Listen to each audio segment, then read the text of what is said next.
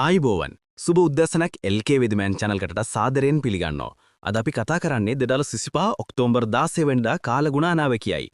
දිගටම වහින කොටත් ඉපා වෙනවා නේද? අපේ අසන්නන් බොහෝ අය අප කියන අනාවැකියේ බොරුවක් ලෙස දෝෂාරෝපණය කරනවා. ඒ හැමෝටම බෙහෙවින්ම ස්තුතියි අපගේ වැරදි තැන් නිවැරදි කරනවට. ඒ වගේම අපේ channel එකට follow කරන ලෙසත් ඉල්ලා සිටිනවා.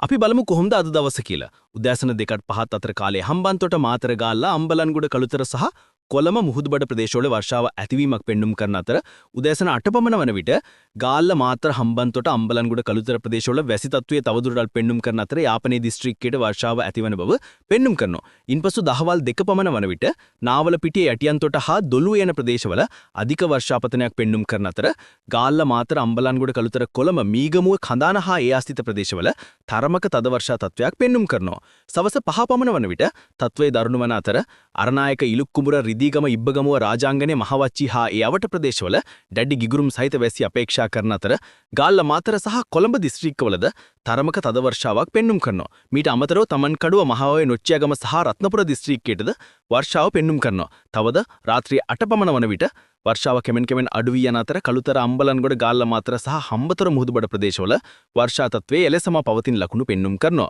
මීට අමතරව දඹුල්ලා, රත්තොට සහ පුත්තලම යන ප්‍රදේශවලද වර්ෂා තත්ත්වයේ තවදුරටත් පවතින ඇත. එමෙන්ම රාත්‍රී 11 පමණ වන විට ගාල්ල මාතර හම්බන්තොට අම්බලන්ගොඩ ප්‍රදේශවල සහ පුත්තලම හා ඒ ආශ්‍රිත ප්‍රදේශවල වර්ෂාව තවදුරටත් පවතින ලකුණු පෙන්눔 කරනවා. මෙම වැසි තත්ත්වයන් පැයක් හෝ දෙකක් පැවත අඩු වී බව විශේෂයෙන් දක්නට ලැබෙනවා. හෙටත් හමු වෙන බලාපොරොත්තුෙන් අදට සමුගන්නවා. ඔබට සුබ දවසක් වේවා.